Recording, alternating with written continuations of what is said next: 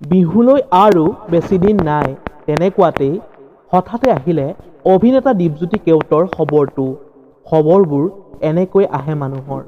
সকলো সবিশেষ জানিবলৈ অনুগ্ৰহ কৰি ভিডিঅ'টো প্ৰথমৰ পৰা শেষলৈকে চাই থাকিব। নমস্কাৰ বন্ধু বান্ধৱীসকল, আপোনালোক সকলোকে আন্তৰিক স্বাগতম জনাইছোঁ আমাৰ চেনেলৰ অন্য এটা নতুন ভিডিঅ'লৈ। মোৰ আপোনাৰ প্ৰতিজনৰে হিয়াৰ আপোন তথা প্ৰিয় অভিনেতা দীপজ্যোতি কেওটৰ খবৰটো পালেনে? আপোনালোকে বাৰু অভিনেতাজনৰ অভিনয় চাই কেনেকুৱা পায়? তলৰ কমেণ্ট বক্সটো মন মাৰি বহি আছে, এটা কমেণ্ট কৰি জনাই দিব দেই। অভিনেতা দীপজ্যোতি কেওটৰ বহুকেইটা ভাল খবৰ লৈ আহিছোঁ।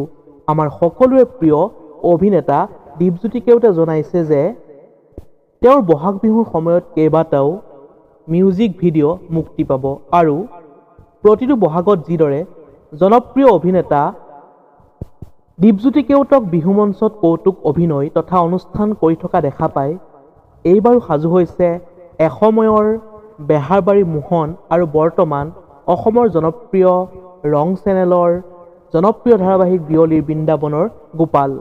খবৰটো পাই বাৰু আপোনালোকৰ কেনেকুৱা লাগিল? যদিহে ভাল পালে তেন্তে লাইক, কমেণ্ট, শ্বেয়াৰ আৰু যদিহে প্ৰথমবাৰৰ বাবে আমাৰ চেনেলটো চাই আছে অনুগ্ৰহ কৰি ছাবস্ক্ৰাইব কৰি কাষতে থকা বেল আইকনটো প্ৰেছ কৰি ঘণ্টাটো বজাই দিবলৈ নাপাহৰিব। ধন্যবাদ। জয় আই অসম।